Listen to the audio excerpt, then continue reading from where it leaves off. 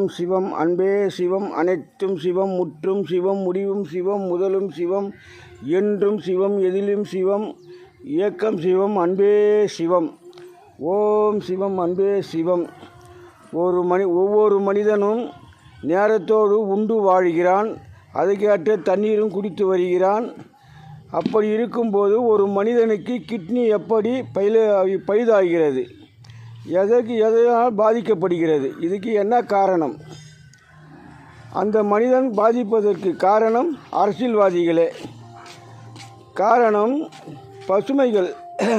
பசுமை காடுகளும் பசுமை இடைவெளியும் வேகமாக அழித்து அவர்களை உல்லாசமாக வாழ்வதற்கான வழிகளை தேடி வந்ததனால் காடுகளில் இருக்கும் ஜீவன்கள் அழிந்துவிட்டது. இருக்கும் ஜீவன்களுக்கு தேவையான தண்ணீர் கிடையாது. தண்ணீர் இல்லாதனால் அந்த ஜீவன்கள் நேரத்தோடு தண்ணீர் குடிக்காதனால் அந்த அதுக்குள்ள கிட்னி பாதிக்கப்படுகிறது.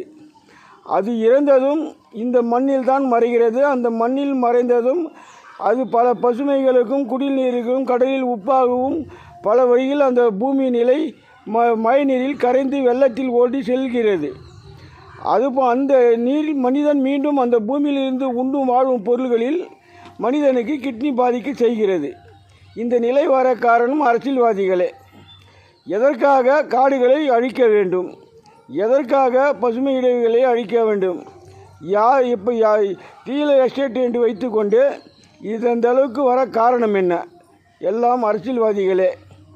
ஆகினால் இறைவன் கூறும் 3 பதில். 1, பதவி விட்டு இருப்பதை கொண்டு மானத்தோடு வாழுங்கள். இல்லையே பதவி வேண்டுமென்றால் உங்கள் கவர்மெண்ட் துறையில் இருப்பவர்கள் மட்டும் ஓட்டு போட்டு செயல்படுங்கள். இல்லையே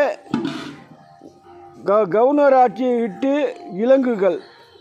இதில் எது தேவை என்று முடிவு செய்யுங்கள். இல்லையே உங்களுக்கு உயிர் வேண்டுமா, மானம் வேண்டுமா, பொருள் வேண்டுமா? இந்த 3இல் எது வேண்டும் என்று முடிவு செய்யுங்கள். அமைதியாக இருந்ததுக்கு காலம் சென்றுவிட்டது. இன்னி பூமியில் பசுமைகள் இல்லை. இருப்பதை கொண்டு சிறப்புடன் வாடும். இருக்கும் பசுமைகள் வைத்து ஒவ்வொரு உயிரும் ஆத்மா நிறைவை செய்ய வேண்டும். அதற்கு இதுதான் வழி. இன்னும் மீண்டும் அரசியல் ஆட்சி கூடாது. அரசியல் ஆட்சி வேண்டுமென்றால் நீங்களே ஓட்டு போட்டு நீங்களே செயல்படுங்கள். பொதுமக்களிடத்தில் எவ்விதத்திலும் செயல்படக்கூடாது. மீறி செயல்பட்டால் தண்டனை வரும், தப்ப முடியாது. நீதிமன்றத்தில் வழக்கு தொடரும், மானம் போகும், உங்கள் சொத்து பறிபோகும். நீங்கள் வாங்கிய சம்பளத்துக்கு தேவையான சொத்து மட்டும்தான் உங்களிடத்தில் நிற்கும்.